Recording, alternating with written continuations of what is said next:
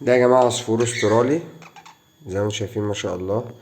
النتاية اللي معاه ديت بعد ما اشتريتهم اكتشفت ان هي عامية.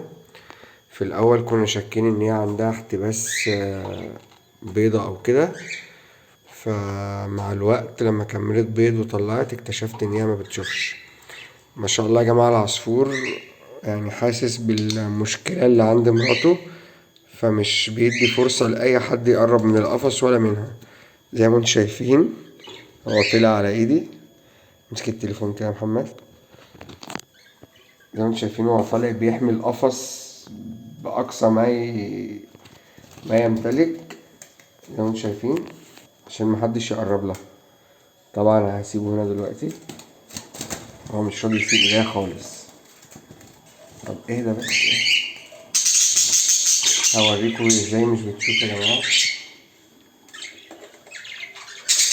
الأنثى بتاعته أول ما مسكتها عملت كده في المكان.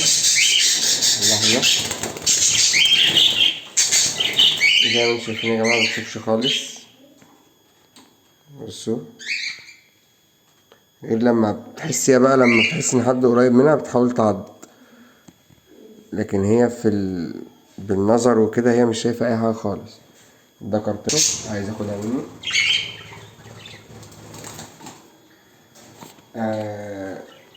زي ما انتم شايفين هو واقف اهوت بيحمي القفص.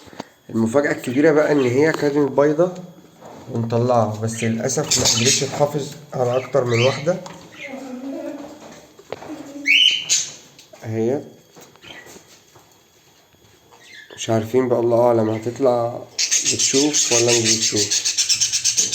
يعني هي حاسة دلوقتي اهيت إن أنا ماسك الفرخ بتاعها، وحافظة يا جماعة مكان البيت بتاعها، والقفص حافظاه كله، مكان الأكل ومكان السقاية، طبعا بمساعدة الذكر بتاعها. هو طلع هنا ما صدق ان هو اتطلق فبيملح زي ما انتم شايفين من الجدار.